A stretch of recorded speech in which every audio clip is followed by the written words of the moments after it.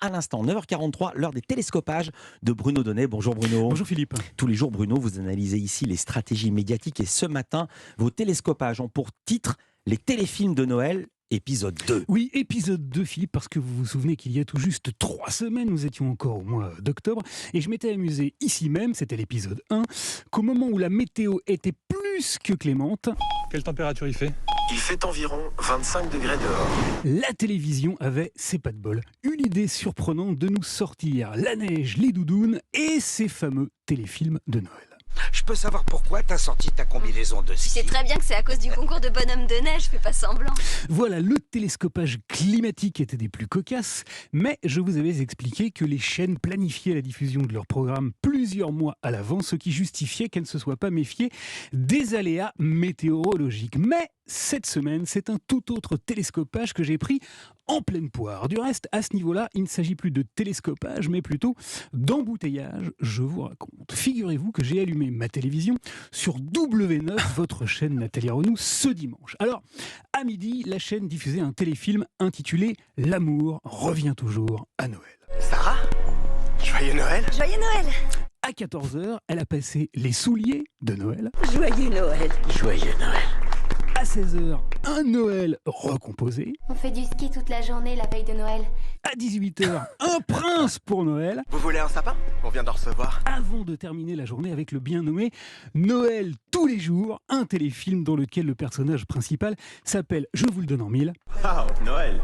Oh, Alex, vous tombez bien. elle s'appelle Noël pour le cas où on n'aurait pas bien compris la thématique. Bien, et alors au moment même où W9 nous balançait donc toute sa collecte de téléfilms aromatisés au sapin, eh bien dimanche toujours, TMC faisait exactement la même chose. Un Noël sans sapin, ce n'est pas Noël. Tout le monde le sait. Bref, vous m'avez compris, Philippe, dimanche, les chaînes de la TNT croulaient sous une avalanche de téléfilms enneigés. Mais lundi après-midi, sur la grande TF1 cette fois-ci, rebelote. Tout de suite inédit, une proposition de rêve pour Noël avec Adam Rodriguez.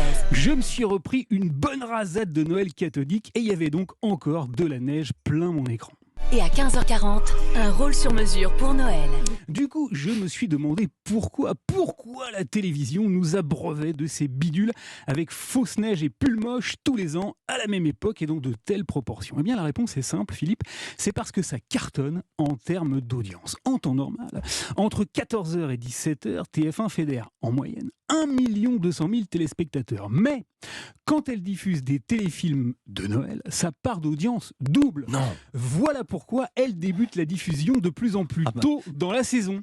Le 26 octobre dernier, par exemple, l'indispensable Noël avec un prince a réuni 2 800 000 personnes. À titre de comparaison, sachez qu'il y a des prime time sur les grandes chaînes qui n'atteignent pas ce niveau d'audience. Ouais, je crois que Laurent Ruquier et Thierry Ardisson n'ont pas fait ce score sur France 2 hier. On comprend donc un peu mieux pourquoi cette année, TF1 a commandé la bagatelle de 35 téléfilms de Noël. Oui, Wow. j'ai bien dit 35 nanars, tartignoles en diable, avec de la fausse neige, des labradors qui remuent la queue et des bons sentiments dégoulinants, qu'il faut donc commencer à diffuser de plus en plus tôt, même quand il fait chaud.